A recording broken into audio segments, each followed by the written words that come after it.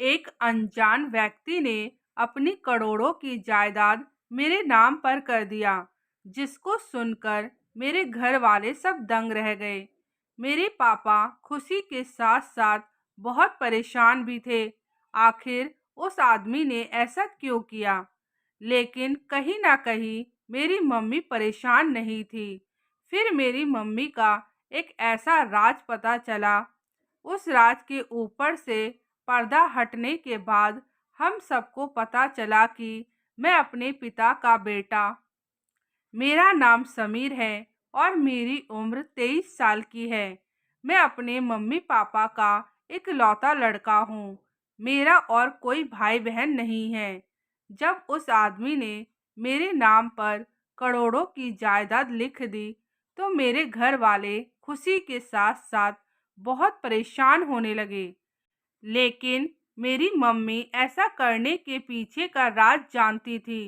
उसके बाद मम्मी ने घर पर सबको बुलाया और अपनी कहानी बताने लगी।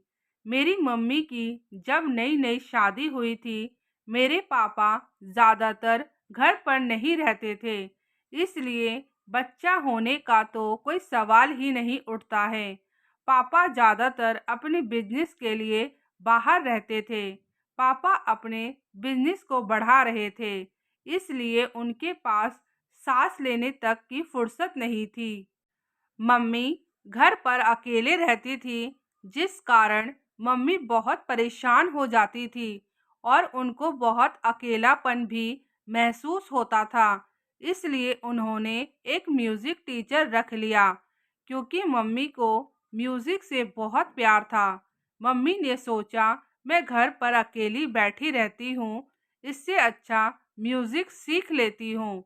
इससे अकेलापन भी दूर हो जाएगा और कहीं बाहर भी जाना नहीं पड़ेगा।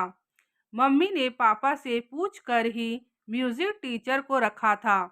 म्यूजिक टीचर मम्मी को म्यूजिक सिखाने के लिए रोज आता था। म्यूजिक टीचर का नाम संदीप था। मेरी मम्मी भी म्यूजिक में ध्यान देने लगी, लेकिन धीरे धीरे दोनों नज़दीक आने लगे।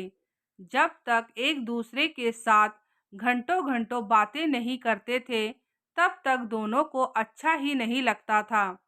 मम्मी और संदीप जब बात करने बैठते थे, तब उनको पता ही नहीं चलता था कब घंटों बीत गए।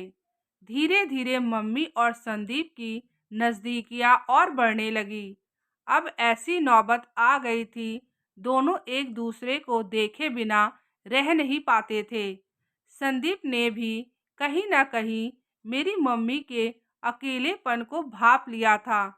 मेरी मम्मी बहुत अकेलापन महसूस करती थी।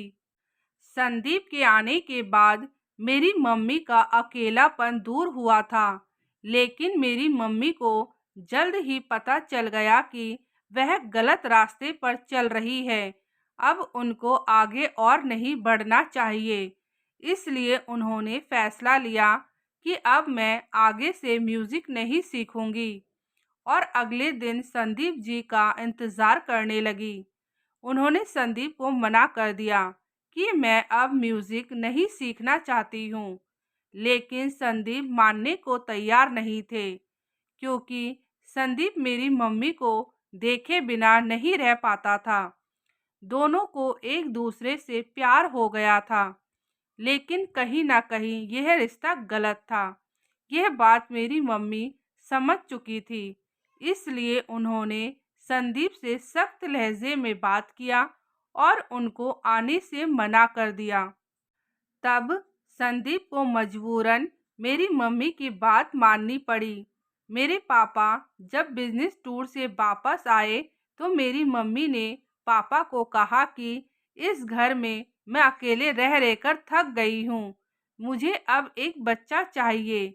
हम लोगों को अब बच्चा प्लान करना चाहिए।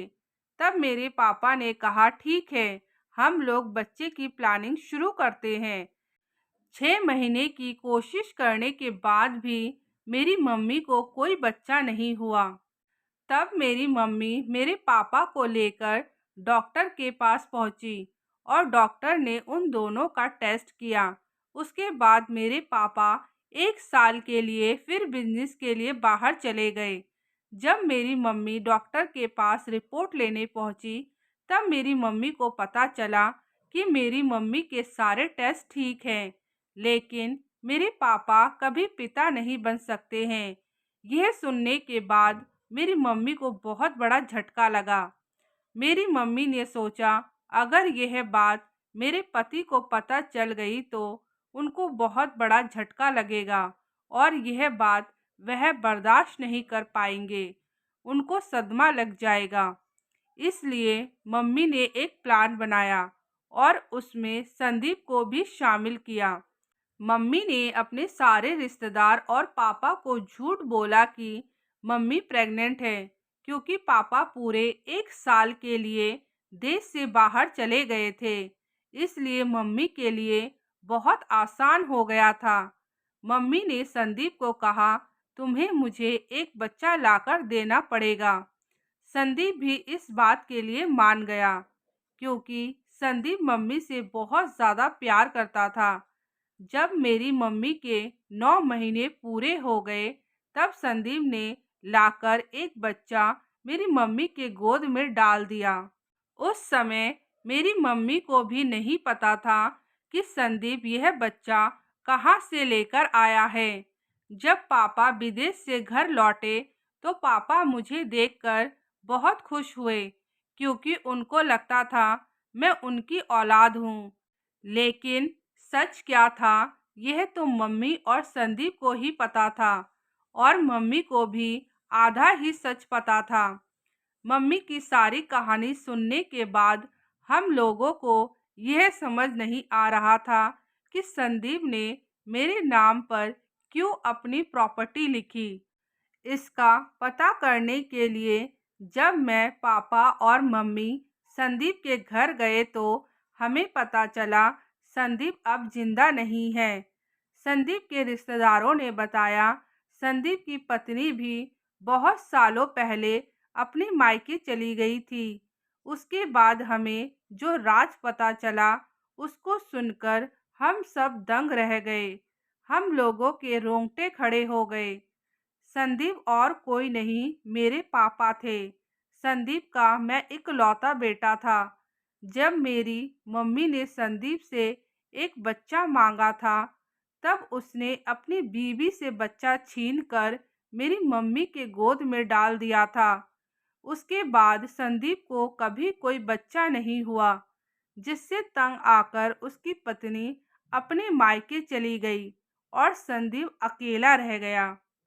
उसके बाद संदीप ने दूसरी शादी भी नहीं करी, क्योंकि उनके रिश्तेदार कह रहे थे संदीप मन ही मन किसी से बहुत प्यार करता था। इस बात को सुनकर मेरी मम्मी की आंखों में आंसू आ गए, क्योंकि मेरी मम्मी को पता था संदीप के मन में सिर्फ मम्मी थी। जब मैं 1 साल का था, तब संदीप मेरे घर पर आए थे और मेरे हाथों में चांदी की बाला पहनाकर चले गए थे। मम्मी संदीप से माफ़ी मांगने लगी और कहने लगी, संदीप मुझे माफ़ कर देना, मैं ये सब नहीं चाहती थी। जब हम दोनों नज़दीक आए थे, तब भी मैंने यही सोचा था कि तुम अपने परिवार में खुश रहो और मैं अपने परिवार में खुश रहूं। लेकिन तकदीर को कुछ और ही मंजूर था। दोस्तों, आज की कहानी आप लोगों को कैसी लगी? कमेंट करके ज़रूर बताएं।